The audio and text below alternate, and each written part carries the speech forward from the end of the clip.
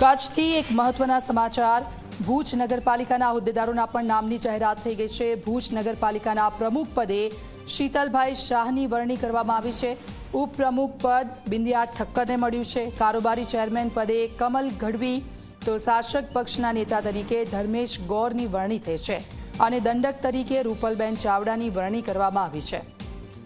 તો કચ્છ ભુજ નગરપાલિકાના હોદ્દેદારોના નામની પણ જાહેરાત થઈ ગઈ છે અને ધીરે ધીરે હવે અલગ અલગ જગ્યાઓ છે, અલગ અલગ નગરપાલિકાઓ છે, તેમના પણ નામની જાહેરાતો થશે। ત્યારે કચ્છ ભુજમાં હવે હોદ્દેદારોના જે નામો છે તે સામે આવ્યા છે। દંડક તરીકે રૂપલબેન ચાવડાની વરણી, તો પ્રમુખ તરીકે શીતલભાઈ શાહની વરણી કરવામાં આવી છે। ઉપપ્રમુખ પદે બિંદિયા ઠક્કર રહેશે। કારોબારી ચેરમેન પદે કમલ ગઢવી રહેશે। તો શાસક પક્ષના નેતા તરીકેની જવાબદારી ધર્મેશ ગોરને આપવામાં આવી છે અને દંડક તરીકે રૂપલબેન ચાવડાની વરણી કરવામાં આવી છે। આમ જો આખી આ એક પ્રક્રિયા હતી।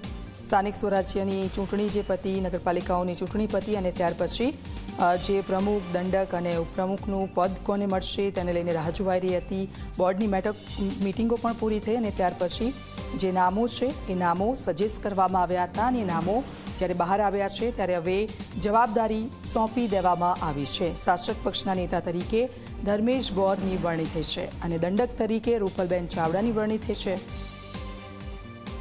તો કચ્છ ભુજ નગરપાલિકાના હોદ્દેદારોના નામની જાહેરાત કરી દેવામાં આવી છે। રાજેન્દ્ર અમારી સાથે ફૂલ લાઈન પર જોડાઈ ગયા છે। રાજેન્દ્ર, રાહ જોવાઈ રહી હતી કે ઉપપ્રમુખ અને પ્રમુખનું પદ કોને મળશે અને આજે જાહેરાત થઈ ગઈ છે।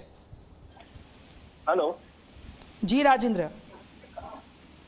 હા જી, વાત કરવામાં આવે તો ભુજ નગરપાલિકાના હોદ્દેદારોની વરણી અત્યારે કરવામાં આવી છે। પક્ષ તરફથી એમને જે નામ નક્કી કરેલા હતા એ નામ પણ કરવામાં આવેલા છે અને અહીં પેક કરવામાં આવ્યા બાદ નામ ખુલ્યા છે, જેની અંદર પ્રમુખ તરીકે શીતલભાઈ શાહ, ઉપપ્રમુખ તરીકે બિંદિયાબેન ઠક્કર, કારોબારી ચેરમેન તરીકે કમલ ગઢવી, શાસક પક્ષના નેતા તરીકે ધર્મેશ ગોર અને દંડક તરીકે રૂપલબેન ચાવડા આવી રીતે નામ નક્કી કરવામાં આવેલા છે।